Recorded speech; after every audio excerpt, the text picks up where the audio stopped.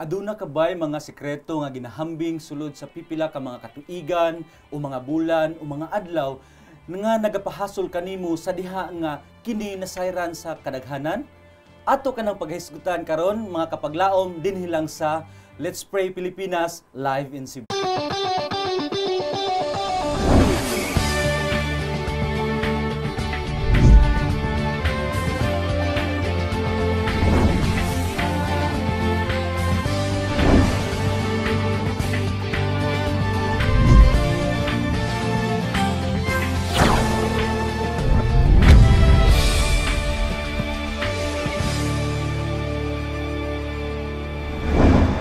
Maayong adlaw ug malipayong adlawng Huwebes mga kapaglaom. Ani ana sad niining atong programa matag buntag ug matag adlaw sa Let's Pray Pilipinas kung diin kamo dili mag-inusara sa pag-ampo. Kauban kanako karon dinhi si kapaglaom Giselle and kapaglaom Pastor Lauron. Maayong adlaw kapaglaom.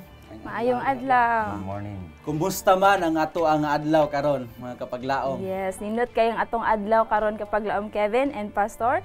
And yes, malipayon nga adlaw mga kapaglaom, kami magakalipay sa pagdawat sa inyong mga prayer requests and praise reports karong adlaw. Ug labaw sa tanan, magagalipay kami sa pagtuboy niini ngadto sa atong labaw nga makagagahom. Busa mga kapaglaom, mayaw ninyo langana o gayaw ninyo pakyasa kini nga pribiliyo. Sugdi na ninyo sa pagpadala ang inyong mga prayer requests and praise reports pinaagi sa atong mga mobile numbers nga inyong makita diha sa ubos sa ato nga monitor. Yes, husto ka na mga kapaglaom. Apan dili pa kita mupadayon sa unahan, mangayo sa una kita og giya sa balaang espiritu ug atong hangyoon si Pastor Lauron sa pag-ampo. Mga kapaglaom, atong dapiton ang presensya sa Ginoo nining kabuntagon pinaagi sa pag-ampo. Mag-ampo ta atong idako ang atong mga ulo. Among gamhanan o mahigugmaon nga Dios, salamat nga nining sayo nga kabuntagon. Imo kaming gihatagan nining pribilehiyo sa pagtawag kanimo o sa pakigtagbo, pakigdugtong sa among mga kaigsuunan, mga kapaglaom. Hinaot nga ikaw uban ka namo. Hikapa ang tagsatagsa namo ka kinabuhi. O gubani kami niining adlaw sa among mga buhat. Ilikay kami sa mga katalagman, mga disgrasya, o panalangini kami. Sumala sa kadako sa imong kaluoy o pagpasaylo. Kining tanan Ginoo, among iuli diha kanimo ang among mga pagdaig, pagpasalamat ug pagampo pinaagi sa imong bugtong anak nga si Hesus nga among manuluwas. Amen. Amen. Amen. So on behalf sa Hope Channel Philippines family, with grateful hearts mga kapaglaom, kami kanunay malipayon sa inyong pag-uban kanamo sa pag-ampo. Ug dili nato kalimtan mga kapaglaom sa pagtimbaya ang tanan nato mga kapaglaom nga kanunay nagsubaybay sa ato ang programa, no? Whether kamo nagtan-aw sa ato ang local antenna channel 25 o sa ato ang GSAT nga channel 33. Mamahimo pud kamo mga kapaglaom sa pag-tan-aw sa ato ang programa sa FB Live, no? Just search Let's Pray Pilipinas. And thank God mga kapaglaom sa inyong panahon, no, sa pag-uban kanamo sa pag-ampo and for being our prayer partner. And the Lord will bless you and keep you mga kapaglaom. Good morning sa tanan nato nga mga kapaglaom, Luzon, Visayas ug Mindanao. Kutob sa maabot sa ato nga programa nining taknaa. Kumusta kamong tanan o amo kamong giabi-abi dinhi sa ato nga matag Huwebes nga programa Let's Pray Pilipinas. Ang atong mga kapaglaom nga mga Tagalog, magandang umaga po sa lahat, no? Unya ang atong mga kapaglaom nga mga Ilonggos, maayong aga sa inyong tanan. Okay? Welcome kamo dinhi sa aton programa Let's Pray Pilipinas. Yes, daghang salamat Pastor. Alang sa adunay gusto nga ipaampo apan dili mamahimo nga i-air ang inyong mga prayer request mga kapaglaom, please ibutang sa inyo ang message or sa inyong text or sa inyo ang i-comment sa atong Facebook Live. Ang message butangi og confidential aron kini atong mahibaw-an nga dili aton ni-air apan ato gihapon ning pag-aampuan kauban sa atong mga prayer warriors dinis Hope Channel og usab lakip na sa atong mga suking tigtan-aw nining atong tulumanon. Yes, atong pagasugdan ang pag-ampo sa mga pinadalang prayer request. But before that, mga kapaglaom, let me remind you that often the Lord delays to answer us in order to try our faith or test the genuineness of our desire. So atong pagasugdan, mga kapaglaom, sa pagbasa ang atong mga prayer request from 9870. Iyahang concern is sa ilahang panimalay nga magbag-o ako ang anak nga lalaki ug mobalik siya sa pagskwela ug mawala na ang iya mga bisyo. No, ato nang i-pray. And from 5379, ang iyang prayer concern is about health, no? Si Ilyakil, sa iyang sakit nga maulian siya dira sa iyang kibungson. Alright, so from 8857, iyang prayer concern is health and evangelism, no? From Kenneth, nga unta okay ang iyang mga results sa examination, okay unta iyang panglawas, and please pray nga aduna kami wali diri sa Bawod, Vilaba, Leyte. Nga hope maayo lang kanunay ang panahon and unta dili magsigi og blackout. Alright, no? So atong i-pray. Unsa pa kapaglaom, Kevin? Yes, atong pagkabasa ng prayer request from 6953, partner nga nagplano nga mag-work sa Korea. So atong iampo kani mag-partner, no? Wala gi-indicate ang ilang ngalan, apan ato sila apil sa pag-ampo. Usab from 2337, Riwel, complete recovery from colon cancer. So ato na siyang i-apil sa pag-ampo. From 3951, magbuo po ang pamilya namin, no? Nga magkaiusa sila, ayaw ko pong maghiwalay kaming mag-asawa, gusto ko po na maging masaya ang family namin. So kita gid mga kapaglaom, gusto gid ang atong pamilya, no, tibuok ug magkaiusa kita. So atong hangyoon si kapaglaom Pastor Lauron sa paampo sa itong mga prayer request. Ang atong prayer request nining kabuntagon mga kapaglaom dunay sa pamilya, dunay sa panglawas ug dunay sa pagpangwali. Alas pagpadayon ako kamong hangyoon sa makausapa atong iduko ang atong mga ulo alang sa pagampo. Magampo ta. Sa makausapa Ginoo nining takna sa kabuntagon, among duolon ang imong presensya. Aniya kami nagpakatako sa pagampo diha kanimo. Yes. Ingon nga Dios nga manuluwas, diin kami nagalaom, diin kami makabaton o kabaskog, makabaton kami o kalig-on sa among pagtuo. Nini nga kabuntagon sa pinasahi, ako nga ginadala kining among mga kahilaan, mga kaigsuunan, among mga kapaglaom sa ilang mga hangyo, Dios ko. Aniya ang tagsatagsa nila kapanimalay. Ako nagampo nga ikaw maghatag kanila og usa ka malipayong pagpuyo, nga maghari ang gugma, pagsinabtanay, kalipay, ingon nga Kristohanong panimalay. Yes. Ani ay among mga kapaglaom nga dunay balatian. Managlahi ang ilang mga balatian, dunay cancer, ug uban pa nga mga sakit, apan kami malaumon nga pinaagi sa paghikap nimo sa ilang kalawasan, sila mamaayo ug mahiuli sa kabaskog. Panalangini ang medication nga ilang ginahimo, bisan pa ang mga doctors ug mga nurses nga mahimo silang sinangkapan sa kaalam o kahibalo. Magiyahan sila nga kining among mga kapaglaom mahiuli sa ilang normal nga pagkinabuhi. Aduna po'y pagpangwali o Dios. Hinaot nga ikaw magpanalangin sa among mga kaigsuunan sa Bilyabal, Leyte. Hinaot nga ang imong espiritu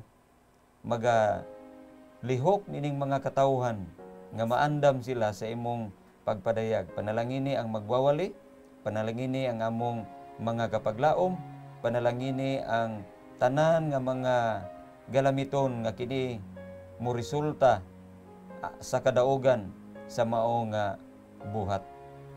Daghang salamat sa imong grasya ug kaluoy sa pagtubag sa among mga pag-ampo. Ang tanan namong gisalig pinaagi sa ngalan ni Hesus. Amen. Amen. Amen. Salamat pastor sa Salamat, mga Pastor. pag-ampo. Ug ato nang ipadayon ang ato nga kaduha nga prayer request. So from 9734, Lula nga tagaan mi og maayong lawas og financial unta, tagaan mi niya og kusog na tanan problema among kayanon. So atong iampo nga kaya sila sa mga pagsulay nga maabot sila nga kinabuhi. Yes. From 0290, church building especially sa mga donors na nagapapatuloy sa pagsuporta sa aming church. Guling Isday Church, Guling Gipos, So atong i-appeal sa pag-ampo usab from 8641, Marivic, who is sick and for early to stop all his vices and be back to the fold with Elmer, who is sick too. Okay, so atong i-appeal from 7623, last month gioperahan siya sa ulo, mata na siya pero dili pa siya kaistorya og kabangon og hinaot, dili mi makabsan sa paghatag sa iyang mga needed. Si Tasio atong i-pray. And also from 3474, please pray for my business from Kapaglaom Joy. And also from 0030, please pray to have a good health, si Mrs. Eliza. Okay? So ato ang ihangyo mga Kapaglaom sa buhi nga Dios ang tubag sa ato ang mga pag-ampo ug mga paghangyo. Kauban kanato si Kapaglaom Pastor Lauro. Okay.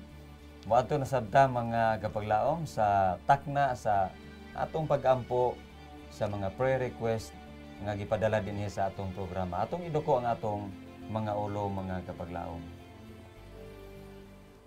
Among katingalahan o mahigugmaon nga Dios ninintak na sa kabuntagon. Aniya usab kami dili kami matagbaw sa pagtawag kanimo. Tungod kay matag segundo sa among kinabuhi nagalaom ug nagasalig kami. Aniya karon ang among mga kapaglaom. Adunay among hangyo Ginoo ug ako nagaampo alang sa among mga kapaglaom, Sister Marvic o si kapaglaom Ili. Doon na sila dakong hagit sa ilang pagpuyo o Dios. Sila nakibatok sa balatian o bisyo sa kinabuhi. Hinaot nga mo silang hatagan o kusog alang sa pagbuntog niining tanan. Dunay among mga kapaglaom nga naghangyo kanimo nga mulampos ang ilang panginabuhi. Si Sister Joy, hinaot nga ikaw magtabang kaniya. Si Brother Robinson Sabanay, o Dios, among gidala diha usab kanimo tungod sa iyang balatian. Yes, sir. Tanduga ang iyang kinabuhi ug ayuha siya sa iyang sakit. Among ginaampo usab ang among mga kapaglaom nga maghimo og pagpangwali ug alang sa pagsuporta sa pagpalambo sa iglesia sa Guling Isday Church. Yes. Hinaot ikaw magagiya, magahatag kanilang panagiusa nga tanang plano mahimo alang sa paghimaya kanimo pinagi sa imong bugtong anak. Salamat Ginoo nga ikaw tubag sa among mga pag-ampo. Kining tanan among gipangayo pinagi sa ngalan ni Hesus. Amen. Amen. Daghang salamat kapaglaom Pastor na. Salamat. Og sa atong mga kapaglaom din aduna kitay nindot kay nga topiko nga paghisgutan karon nga kabuntagon. Apan sa dili pa ato una nga hatagan og higayon kining usa ka balita nga nahitabo ni gahapon sa Naiya Airport. No ang usa ka a 6-year-old unom pa ka adlaw no nga bag-ong panganak nga bata was found inside the hand carry luggage of an American woman at the Ninoy Aquino International Airport Terminal 3 yesterday. A newborn was found inside the belt bag of Jennifer Talbot, 43 years old, according to the Bureau of Immigration.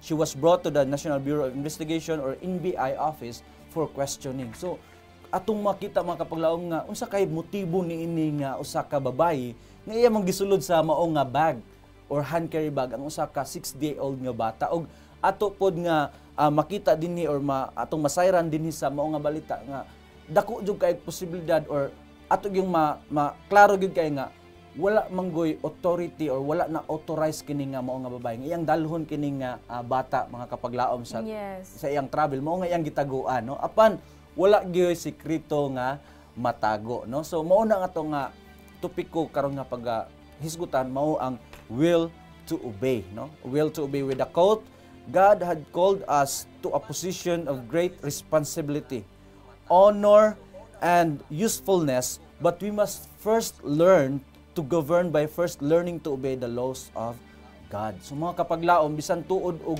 kita frita nga mubuhat sa mga butang, aduna tay kagawasan apan kanunay nga kani ato ang ginabuhat aduna gini consequence kapaglaom pastor no. So kapaglaom Giselle unsa man nga teksto sa Biblia ang magpahinumdum nato kung maghisgot na gaytag mga sikreto no atong mabasa mga kapaglaom unsa nga teksto. Yes, no, makita nato mga kapaglaom nga daghan og mga promisa nga ato ang Ginoo and sa dili lang kapaglaom Kevin nga kana bang usahay ang ato ang mga kabubuton magtuot nga kanang kini nagsubay no sa kabubuton sa Ginoo pero daghan gyud itang mga angay bantayan matngunan mga kapaglaom nga kana bang ang atong will pastor nga nagsubay gyud pud sa Ginoo. Kini manggod si Jennifer kapaglaom Giselle o kapaglaom Kiben nagtuo ni siya nga malutsan niya ang otoridad no. Kanang interesting kayo mga kapaglaom tungod kay iya manggibutang ang gamayng bata sa iyang belt bag. Risgo no, risgo ang iyang. Pero atong timanan mga kapaglaom nga dili kini mahimo tungod kay dunay mga balaod ang atong nasod nga sundon no. Yes. Unya sa diha nga masupak gani ni apusasan gyud ta. Yes. So mao to nga kini si Jennifer wa gyud mulampo sa iyang tuyo unya nadakpan siya sa mao nga kaagi mga kapaglaom no. Ang ato nga kinabuhi espirituhanon doon na po tayo mga balaod nga gisunod. Og dili mahimo nga tungod kay naata sa pag-alagad sa Ginoo, mahimo nato ang tanan. No, libre ta nga mohimo sa tanan. Gani ang Ebanghelyo ni San Lucas sa kapitulo 12, bersikulo 2 nag-ingon, "For there is nothing covered that shall not be revealed, neither hid that shall not binon." Ato na timan-an mga kapaglaom, ato gyud na hinumduman. Kanunay sa ato nga kinabuhi nga walay mga butang matago. Pero timan-i mga kapaglaom, dunay mga butang nga ikaw lamang ug ang imong Dios mao'y nasayod. Yes. So yes mga kapaglaom and atong huna-unaan usahay nga tungod sa atong mga responsibilidad kung ginikanan bata, anak bata or mga estudyante or mga trabahante ato yung gusto nga aduna tay mga butang nga gusto paghimuon usahay atong i-conceal atong taguan ug sa atong motibo apan atong hinumduman makapaglaom kanibang sinultihan nga giingon nato og walay aso nga makumkom. Yes. Nga bisan sa unsa katago sa atong motibo moabot gid ang panahon nga ma-reveal or mahibaw-an gyud sa kadaghanan kung unsa ang ato ang ginauna. Mao nga nothing hidden that shall not be revealed mga kapaglaom. Tingali dili pa karon, no? Dili pa karon. Yes. Unya mo tingali mangutana mo mga kapaglaom nga katong akong amahan naa man to giingong sekreto pero namatay naman lang siya, wa gyud Wa, ni mahibalo. gyud mahibawaan. Apan timan mga kapaglaom, ha? Inig-abot unya sa adlaw sa paghukom. Kining tanan nga libro sa atong kinabuhi, Yes. maabli. Unya mahibulong ta, mahingang hata kung unsa ang mga binuhatan sa atong kapikas kinabuhi, sa atong igsuon, ginikanan, atong mga kahigalaan, suod sa atong kinabuhi, mahibulong ta og mahingang hata sa diha nga kining tanan madayag. Busa ang pulong sa Ginoo tinuod gayud og kasaligan nga walay mga butang nga matago hangtod sa kahangturan o bisan pa human sa kamatayon. Ang Yes. tanan mga kapaglaom mahimong dayag gayud. Busa kini nagpahinumdom kanato nga mga kapaglaom nga sa atong kinabuhi karon, let's make our lives right in God. Amen. Kapaglaom, Pastor. So, mga kapaglaom, aduna tay kagawasan sa himo sa mga butang. Ug ato kaning gamiton nga kagawasan sa pagsunod sa balaod sa atong buhi nga Dios. Yes, ug dili nato kalimtan ang pag-ampo kapaglaom kay Yes, pastor amen. nga usa na to pag-determine, no? Og kanang tama ba atong gibuhat, Yes. na subay ba sa kabuton sa Ginoo. Tungod kay pag-ampo ang labing makatabang kanato sa pag Yes. discern sa angay natong buhaton. Yes, og naghisgod kag pag-ampo kapaglaom Dios. So atong isunod ang atong ikatulong nga hugna sa mga prayer request. Apan sa dili pa ang ato ang buhi nga Dios nagapahinumdom kanato that the persistent asking brings the petitioner into more earnest attitude and gives him an increased desire to receive the things for which he asked. So atong pagabasahon natong mga prayer request nga gikan sa atong FBM inbox sa Facebook from Junacel, ingon siya, hello po kapaglaom. Ako po ay nagpapasalamat at dininig ng Panginoon. So usa kini ka praise report dahil mga kapaglaom, no? Yes. Dininig ng Panginoon ang ating mga prayer na maka-item na ang aking kapatid na si Giselle. Thank you. Okay, so thank you sa praise report. No? So, praise report that the wife of our good friend Bob Miller is getting better now. Praise God for God is so good to us. Okay, the wife of Bob Miller. And also, please help us pray for our newly open travel and tours, no, from Rosie, no, sa General Santos, for God's protection and blessings and His wisdom to help and guide everything to manage this business. Okay. And also, maokad to ang ato katapusan sa mga Yes. prayer request. So, nindot kay paminawon nga daghan kitang mga praise reports. So, atong hingiyon si Pastor sa Ato pong iapil sa pag-ampo ang Berib family sa Maypa. Yes. And Maypa. Balansag. Okay. Maypa and Balansag family and Maypa. Barcinas family from Camotes Island. Okay. So moadto ta sa ikatulong hugna sa atong pag-ampo mga kapaglaom. Ako kamong dapiton sa pagduko na usab sa atong mga ulo. Pag-ampo ta. Ginoo namo nga magagagahom sa makausapa niyan usab kami nagatawag kanimo. Yes, Lord.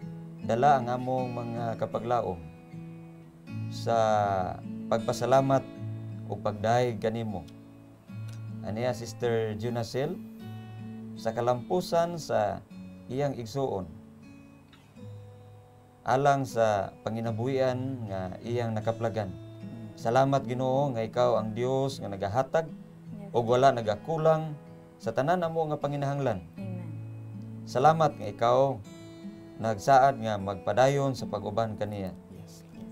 Salamat usab sa kahigayunan sa pagdala sa kang Sister Joy Silvano. Hinaot nga ikaw magpakamayo sa iyang igsuon nga naa sa balatian. Si Sister Rosie, aduna sila'y negosyo nga bag-o lang gisugdan. Hinaot nga ikaw maghatag og kalampusan tanan nga mga customers imong panalanginan. Hatagi sila og protection sa mga matag adlaw, ilikay sila sa mga katalagman o mga disgrasya. Panalangini ang nagsubo nga panimalay, Maypa family, Balansag family, Yes, Lord. o Barcenas family. Sa ilang kasubanan o Dios, ikaw uban kanila. Ang ilang kaguol imong hulipan o paglaom nga kining tanan manghitabo gayod niining yutaa.